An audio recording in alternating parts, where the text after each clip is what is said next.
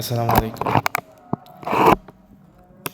গতকালকের শেরপুরের যে ঘটনা, জামাত বিএনপি সংঘর্ষ, এইটা নিয়ে যদি একটু বিশ্লেষণ করি আমরা, আজ সারাদিন কিভাবে বিএনপির উপরে এই দোষ চাপানো হয়েছে, এটার বিস্তারিত ঘটনা ইতিমধ্যে বাংলাদেশের সত্য ঘটনা অনেকেই জানেন। সেটা হলো যে এই ঘটনার সূত্রপাত কিভাবে হলো। প্রথমত এই ঘটনার সূত্রপাত করা হয়েছে স্থানীয় জামাত বিএনপির লোকজনরা কিভাবে প্রথমে শুরু করলো সেটা যদি আমি বলি। ওইখানে যে প্রার্থীরা ছিল সেই প্রার্থীদের আনুষ্ঠানিকভাবে তাদের ইশতেহার ঘোষণার জন্য ইউনো সাহেব তাদেরকে ডেকেছিল। ইউনো সাহেবের তত্ত্বাবধানে এই অনুষ্ঠানটা আয়োজন করা হয়েছিল। নির্ধারিত সময় ছিল 2টা, সেই 2টায় সবাই যাওয়ার কথা ছিল, কিন্তু 2টা বাজার আগেই যখন জামাত ইসলামের প্রার্থী তার লোকজন নিয়ে ওইখানে উপস্থিত হয়, সবাই ওইখানে তাদের নিজেদের জামাতের লোকজনগুলো চেয়ারে বসার পরে বিএনপির প্রার্থী আসে এবং তার নেতাকর্মীরা সমর্থকরা আসে। ইউনো সাহেব তখন বলে, মানে ইতিমধ্যে যে চেয়ারগুলো মঞ্চের সামনে ছিল সবগুলো চেয়ার ওইখানকার স্থানীয় জামাতের লোকজন দখল করে নেয়।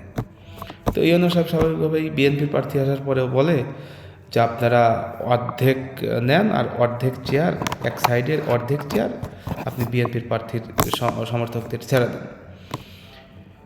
তো সেইখানেই বাধে মূল সমস্যাটা। সেইখানকার জামাতের লোকজন চেয়ার থেকে উঠে যাওয়ার সময় চেয়ার ঢিলাঢিলি শুরু করে। সেখানে বিএনপির লোকজনও তার মধ্যে শরিক হয়।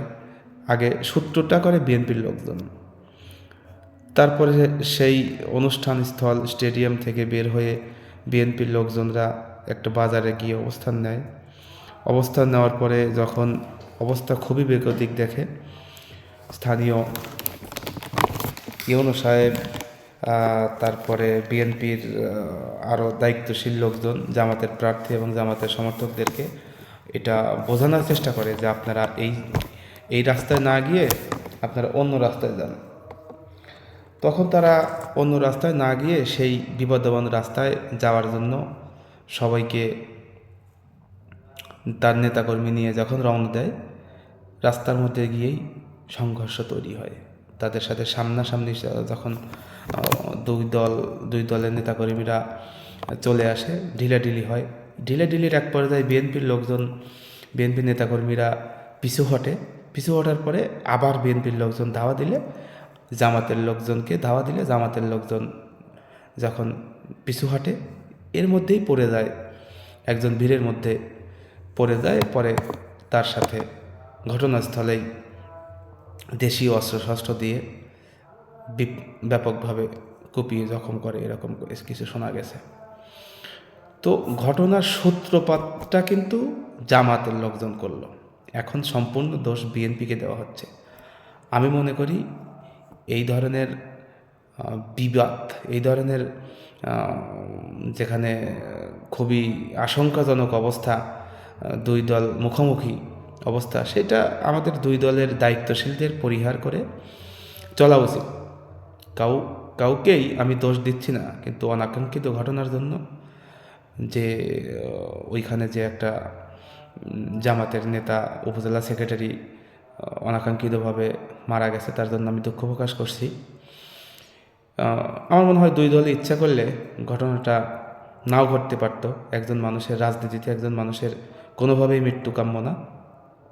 এই ঘটনাটা এতভাবে বাজেভাবে উপস্থাপন করা হয়েছে, বিএনপিকে এমনভাবে কালপিট বানানো হয়েছে, আমি মনে করি এটা ঠিক হয়নি। এখানে অনাকাঙ্ক্ষিত এই ঘটনার জন্য অবশ্যই অন্তর্বর্তীকালীন সরকার সঠিক তদন্ত করে এর ব্যবস্থা নেবে। ধন্যবাদ সবাইকে। আসসালামু আলাইকুম।